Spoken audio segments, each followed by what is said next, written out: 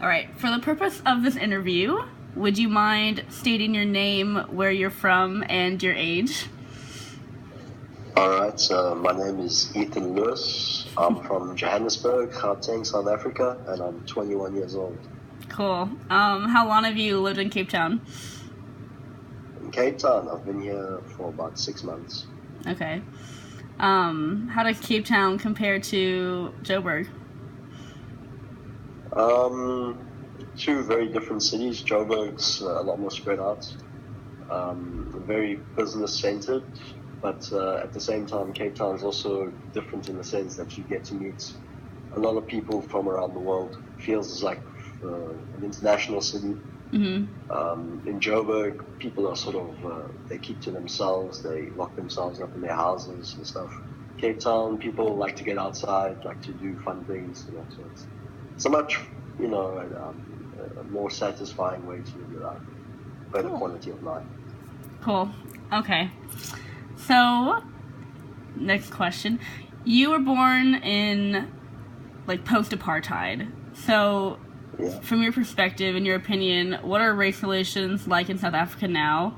Do you think they're good, bad? Do you think racism is still a problem? I would say racism is definitely still a problem, but I think it's a problem everywhere. I think it's impossible for there to be no racism whatsoever, because that's sort of a bit of a false reality. But Yeah.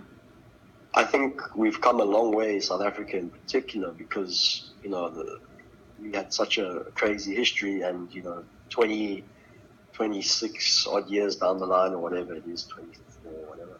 It's amazing that we've come this far, but at the same time, it also feels like things have slowed down a lot with a few recent things that have happened. So we're not quite where we need to be yet, but yeah, not all doom and gloom. Mm-hmm. Do you think that the ANC played an important role in improving race relations, or do you think that would have happened without the ANC? I think in the 90s, then definitely, yeah, because the ANC were the ones who, in the end,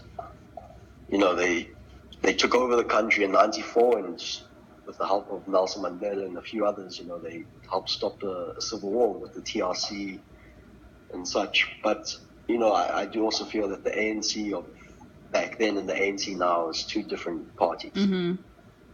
I think if it wasn't for the ANC back in the 90s, we wouldn't be where we are now. But at the same time, I think things are stagnating a bit, and we're almost taking a few steps backwards. So, yeah. Can you describe the differences between the ANC and the DA? Well, they both, campaign themselves as democratic parties. They have the people's best interests at heart. The ANC obviously is the much bigger party, but the DA is their biggest opposition. Mm-hmm. And recently, as recent as last year, in the municipal elections, I was in Joburg at the time, and I personally voted for the DA because I like the guy in charge, Mmusi Maimane. I think he would make a much better leader than Zuma personally, and we actually did very well in Gauteng. We won Pretoria, we won Johannesburg. The DA retained the Western Cape, but if you look at the parties directly and you want to compare, it's quite tough to say, because the DA is obviously campaigning as an anti-corruption party that wants the best for the people, but you can't really say until you see them in power, right? Unless they hold the cards per se. Right. So during my time in South Africa, I've heard a lot of people say that the DA is like the white, sometimes racist party. How would you respond to that? Well,